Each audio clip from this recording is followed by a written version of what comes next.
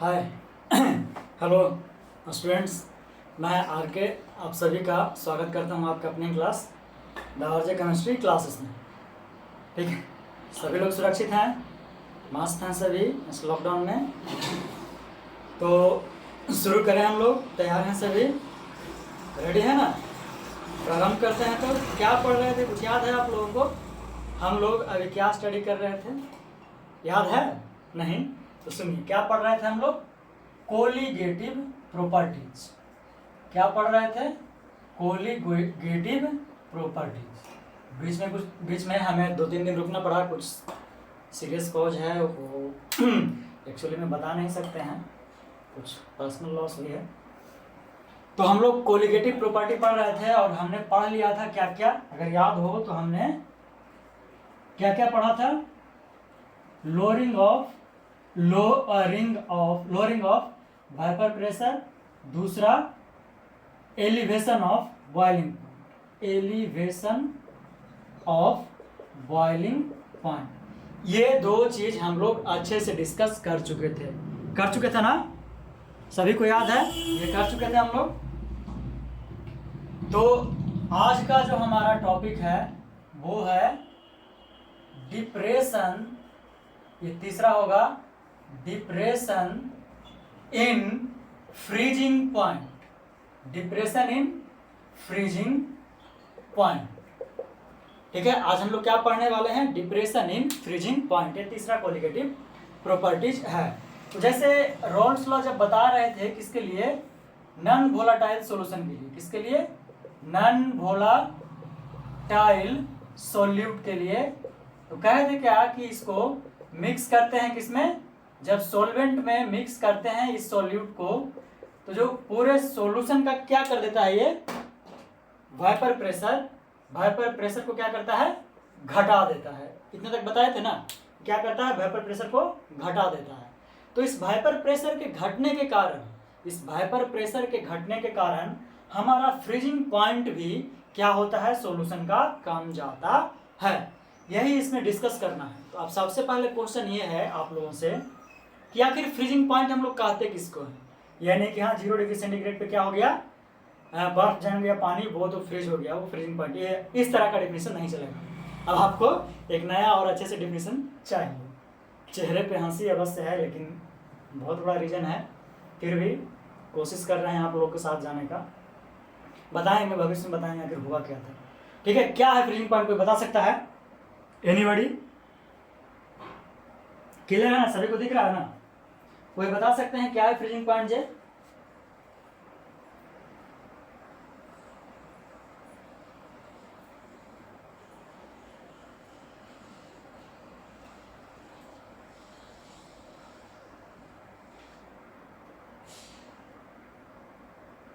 बोलिए, जल्दी बोलिए।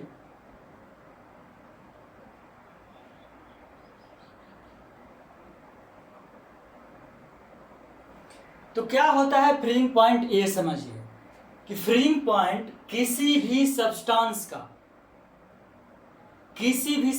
इस पॉइंट को समझिएगा। The freezing point of any substance is defined as the vapour pressure of that substance in vapor phase is equal to the vapor pressure of that substance it's in liquid phase। ये होता है आपका definition. क्योंकि हम लोग सारा vapour pressure से ही क्या करते हैं? कंपैरिजन करते हैं। बताइए, यहां तक कोई दिक्कत है?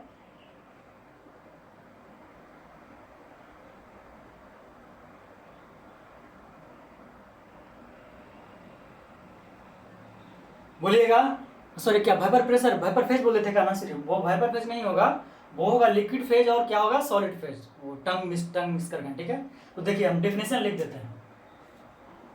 The freezing point of any substance can be defined as the temperature temperature, हम टेम्प ही लिख रहे हैं इसको, ठीक है, आप समझिएगा क्या लिखा हुआ है, temperature at which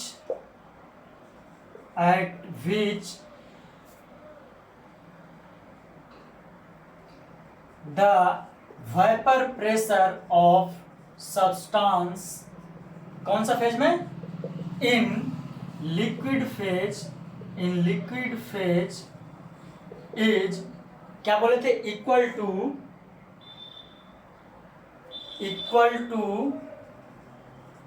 it's vapour pressure in solid phase. इस तरीके से हम लोग क्या करते हैं, डिफाइन करते हैं फ्रीजिंग पॉइंट को, कि एक ऐसा टेम्परेचर जहां पे वाइपर प्रेशर किसी भी सब्सटेंस का उसके लिक्विड फेज में किसके बराबर हो जाए, सॉलिड फेज के बराबर हो जाए। ये डिफिनेशन क्लियर है, बताइएगा, एकदम सिंपल डिफिनेशन है, ठीक है, कोई दिक्कत इसमें?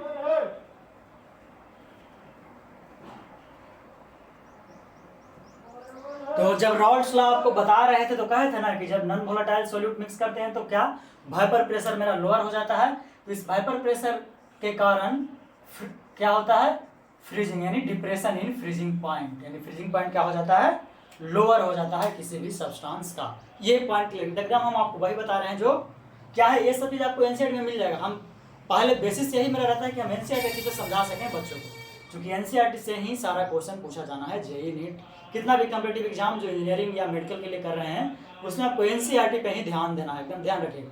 ये नहीं कि 50 अलग से नोट्स लेकर के, एनसीईआरटी अगर पूरा बना लिए। इस कारण से हम दोनों सब्जेक्ट फिजिक्स और केमिस्ट्री कोचिंग में जो पढ़ाते हैं, हम दोनों पढ़ाते हैं, तो एनसीईआरटी से ही हम लेकर के चलते हैं। अभी आपको इस ऑनलाइन प्लेटफॉर्म पे हम क्या कर रहे हैं, सिर्फ केमिस्ट्री बता रहे हैं, लेकिन कुछ ही दिनों के बाद यानी जून से उम्मीद कीजिए, चूँकि जो ट्रेजेडी हुआ है उसके बीच मतलब कि हमको 31 तारीख तक घर जाना पड़ेगा, तो हम फिजिक्स भी फिर शुरू कर देंगे इस पर, और उम्मीद करते हैं कि मेरा ऑफलाइन क्लास भी चालू हो जाए, देखते हैं। तो खैर वो तो बात की बात है, और जब इतना ही चलिए ठीक है, तो ये समझ में आया क्या होता है फ्रीजिंग पॉइंट, जो आप बताइएगा।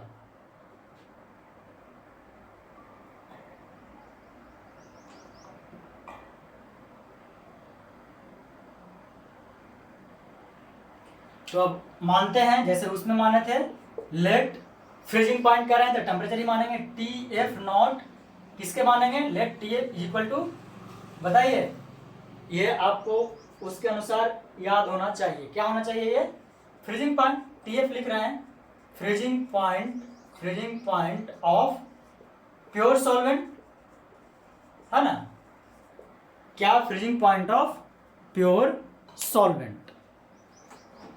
तो अगर ये TF है प्योर सॉल्वेंट का, तो और TF नॉट माने तो TF किसके लिए मानेंगे,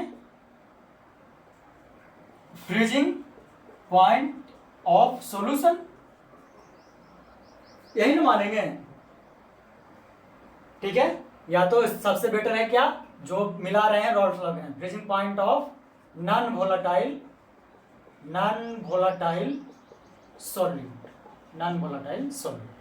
इसी तरह से हमने किया था किसमें, एलिवेशन इन बॉइलिंग पॉइंट में, यानी एलिवेशन ऑफ बॉइलिंग पॉइंट में, अगर आप लोगों को याद हो तो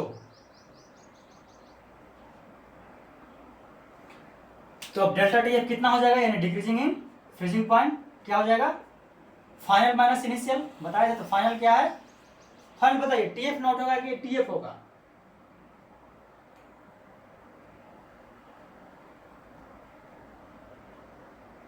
ठीक है, T F naught minus T F, चूंकि हम क्या मान रहे हैं, प्योर सॉल्वेंट का, क्यों कर रहे हैं इसका समझिएगा, प्योर सॉल्वेंट का जो होगा वो क्या होगा, ज़्यादा होगा, उसके बाद ना फ्रीज करके ये कम होगा, ठीक है, यानी तो मिल जाएगा तब क्या हो जाएगा, कम हो जाएगा। तो ये होगा आपका इसका मैथमेटिकल इक्वेशन। यहाँ तक किसी को दिक्कत है बोल सकते हैं।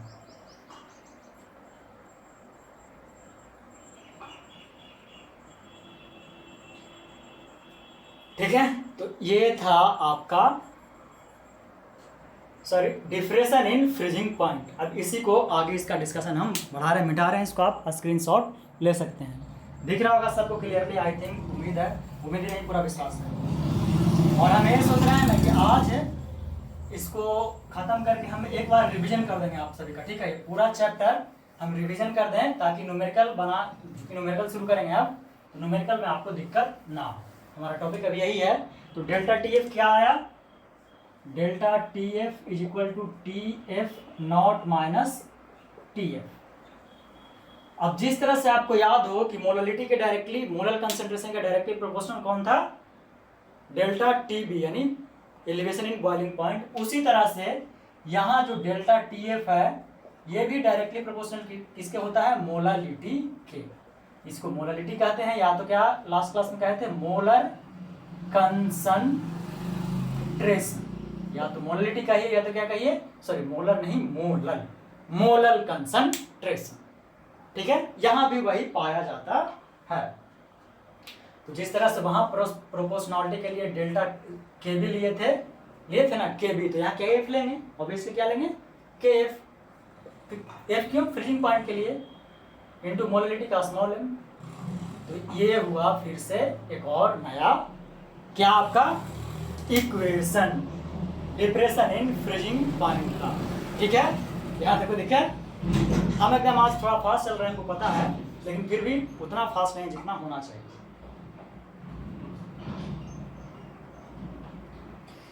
और ये के एफ ये डिप्रेशन कांस्टेंट हुआ, डिप्रेशन कांस्टेंट, और ये डिपेंड किसके पड़ेगा, डिपेंड्स ऑन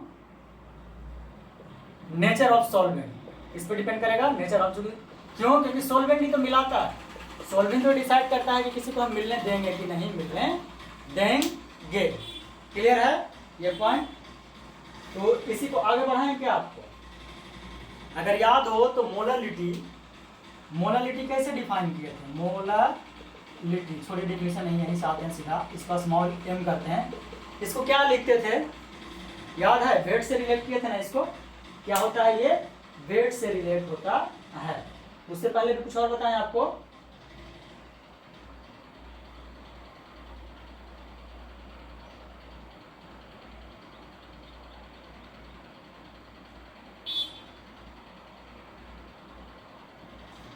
अगर याद हो तो वेट से रिलेट किए थे तो क्या हो जाएगा, यहाँ weight of solute, S solute से लिख दे रहे हैं पूरा, weight of solute divide by M, ठीक है, weight of solute divide by M. M क्या होगा, एम यहाँ ये भी लिख देते हैं मोलर मास, ठीक है। ये क्या होगा, मोलर मास किसका, सॉल्यूट का। सुनिएगा जो बोल रहे हैं, मोलर मास सॉल्यूट का, तो जितना ऊपर जिस तरह से सॉल्यूट का होगा उसी तरह से सॉल्वेंट का होगा, ठीक है, डिवाइडेड बाई 1000। अगर याद हो आपको तब मोललिटी W, ठीक है। तो यहाँ W सॉल्वेंट है, W1 क्या है, सॉल्वेंट है।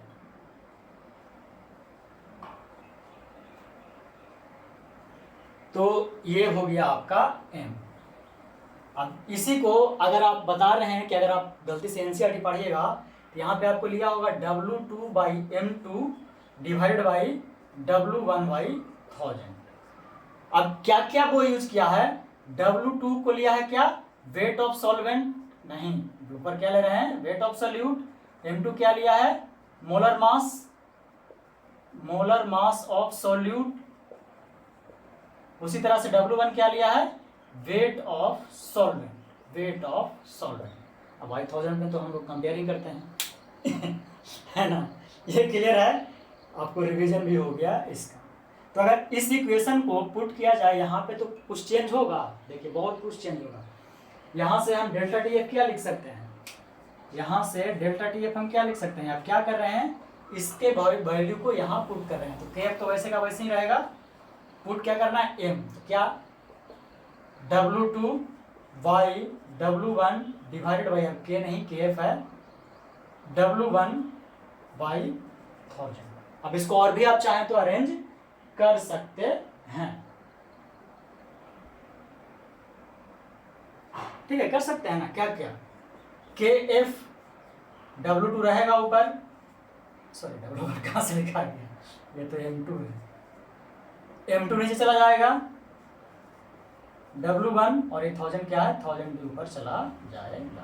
तो फाइनली आपका ये फाइनल इक्वेशन बनता है जिससे मैक्सिमम क्वेश्चन आपको बनाने हैं आगे जा करके एग्जाम्स में। यहाँ तक किसी भी स्टूडेंट्स को कोई दिक्कत बताइएगा। आज माइक्रोफोन यूज नहीं कर पा रहे हैं, हमको एक सी टाइप का पहले कनेक्टर चाहिए होगा। ठीक है बच्चों, ठीक है ना? बोलिएगा, जब तक आप लोग बोलिएगा नहीं मज़ा थोड़े आता है। सब कुछ दिख रहा है, एक बार बताइएगा। लाइटनिंग का हो सकता है हल्का सा दिक्कत हो आज, लेकिन उम्मीद करते हैं क्लियर होगा, सब दिख रहा होगा। एक्चुअली में हम ग्रीन बोर्ड पे सोच रहे थे, लेकिन ग्रीन बोर्ड पे बड़ा सर दर्द हो जाता है यहाँ मिटाने में, क्योंकि डस्टलेस चौक हमको मिल नहीं रहा। जैसे ही डस्टलेस चौक मिलेगा हम ग्रीन बोर्ड पे आ जाएंगे, क्योंकि उसमें लिखने में हमको मज़ा आता है। ठीक है, सोच रहे हैं सब बकवास करें, लेकिन ये है आपका complete depression in freezing point. ये सारा का सारा किससे हम लोग चल रहे हैं? रॉल्ड्स लॉ को ही रिलेट करके। सोचिए कितना बड़ा इंपॉर्टेंस है उनके लॉ का, तो रॉल्ड्स लॉ कभी भूलिएगा नहीं। ठीक है, ये क्लियर हुआ? ये था depression in freezing point.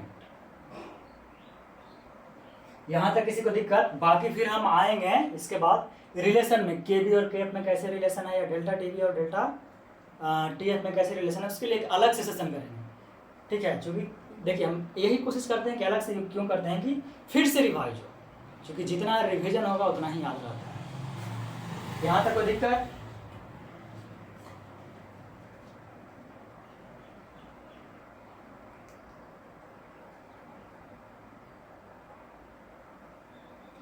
Clear है सभी? तो ये था आपका डिप्रेशन इन फ्रीजिंग पॉइंट।